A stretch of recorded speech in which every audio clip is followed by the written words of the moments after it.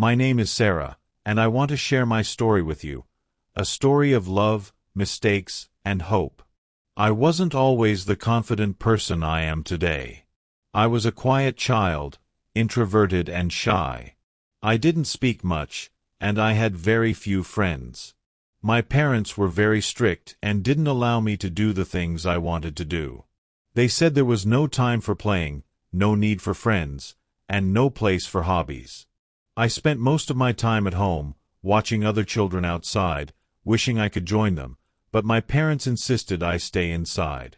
I didn't attend kindergarten, and when I started school, I was terrified. I wondered how I would talk to other kids. I kept thinking that everyone would be so much better at making friends than I was. But over time, I made a few friends. I tried to keep quiet at school and told myself, "Be quiet, stay safe." My introverted nature worked in my favor. I kept to myself, and it felt comfortable.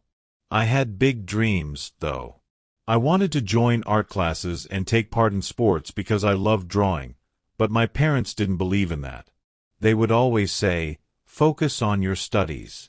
Art doesn't matter, and sports are a waste of time." I silently resented them for not allowing me to follow my passions, but I kept my head down and focused on my studies. When I went to college, everything changed. I met Ben. He was tall, with a contagious laugh that made everything feel lighter. He had a way of making me feel special, and for the first time in my life, someone cared about me. He told me I was beautiful and that he had never met anyone like me. Those words made my heart skip a beat. We talked for hours. He called me his best friend, and I thought, maybe this is what love feels like. I had dreams of finishing college and finding a good job, but Ben didn't see the need for that. He said to me, "Why do you need a degree? You can just marry me." I was only 18, and I believed in love with all my heart. I thought Ben would take care of me, that he would be my support. In a whirlwind of emotions, I agreed to marry him and start a family. I put my dreams on hold. I stopped going to college, convinced that love was more important than anything else. At first, everything seemed perfect. Ben and I were happy, and a year later, we had a daughter named Emma. She was so small, so sweet, and I loved her with all my heart. But soon, things started to change. Ben began telling me what to wear. He didn't like my tattoos, or the fact that I cut my hair short. He told me to change my style to make him happy. I stopped seeing my friends. Ben said, "You don't need them. Stay home with Emma. You have everything you need right here." I felt trapped, isolated. Slowly, I realized that I had lost myself in his world, and I didn't know how to get back. Ben started coming home late, and when he did, he would say he was with his friends. I felt lonely, ignored, and desperate for connection. I wanted to talk to him, but he was always distant. One night, he got angry. He shouted at me, calling me a bad wife, telling me I wasn't good enough. I cried, broken by his harsh words. Then one day it happened. Ben hit me. I couldn't believe it. I felt numb, unsure of how to process what had just happened. I cried all night, wishing I could leave, but fear held me back. I didn't know how to survive without him. I went to my parents for help. I asked them to support me, but they told me, "You are married now. You need to stay with your husband." I felt hopeless. I returned to Ben, thinking that maybe things would improve. I convinced myself that I could fix it, that love would make everything better.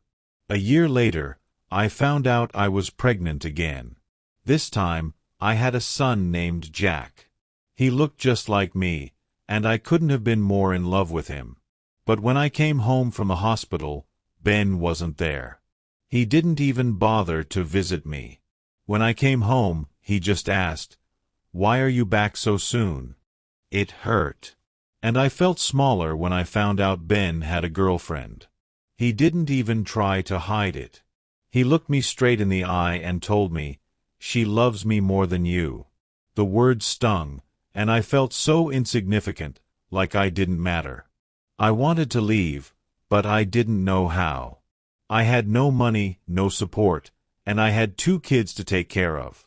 Then, Ben joined the military, leaving me alone with the kids. He said, "You can manage on your own." I cried every day, overwhelmed with the burden of being alone. My father passed away during this time, and my mother moved to another country. I was completely alone. Ben called me from the army one day and told me he had found someone new. I was devastated. I asked him why, and he told me, "I'm happier with her." I felt like my world was crashing down. 3 months later, Ben called again. "I made a mistake. Please take me back," he begged. I still loved him, so I agreed. We tried to rebuild our marriage, but Ben never truly changed. He still hurt me with his words and actions. Now, we've been married for 16 years. Ben tries to be better, but the scars remain. The hurt still lingers in his words, and I often wonder why I stayed for so long, why I kept forgiving him. I'm 33 now, and I'm not the same person I used to be. I've grown stronger, but sometimes I feel tired. I often feel invisible, as though I don't matter. But I refuse to give up. I want a better life, not just for me, but for my children. Every morning, I wake up early and look at my kids. Emma is 8 now, and she loves drawing and singing. Jack is 4, and he likes to play with cars and laugh loudly. They are my reason to keep going. I cook breakfast, pack Emma's lunch for school, and spend the rest of the day with Jack. But some days are hard. I feel exhausted, drained, and overwhelmed. I wonder how my life turned out this way. One day, my neighbor, Claire, knocked on my door. She smiled and said, "Hey, do you want to come over for tea?" I wanted to say no, scared that Ben would get angry, but I went anyway. I needed someone to talk to. Claire smiled and told me, "You're not alone. I'm here for you." Her words made me cry.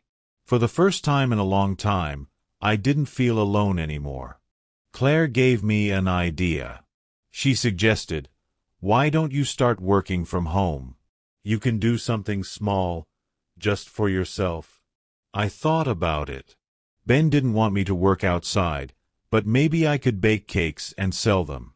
I started baking, unsure if I could make it work. But as I baked, I realized that I had a talent.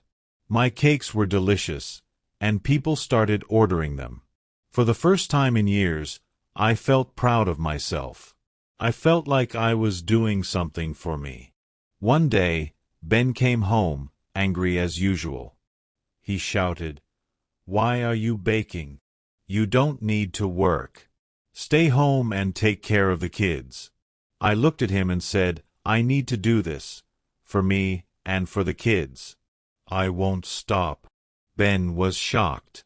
He didn't say anything, but I could see the surprise in his eyes. I was scared, but I felt strong. Life didn't change overnight. Ben still got angry sometimes, but I started to set boundaries. I told him, "If you hurt me again, I will leave. I won't stay in this toxic environment anymore." At first, he didn't believe me. But I stayed strong, because I knew I had to protect myself and my children. I also began meeting new people, people who were kind and supportive. Claire introduced me to her friends, and they helped me grow stronger. I started doing small things I used to love. I cut my hair short again, and I wore colorful clothes.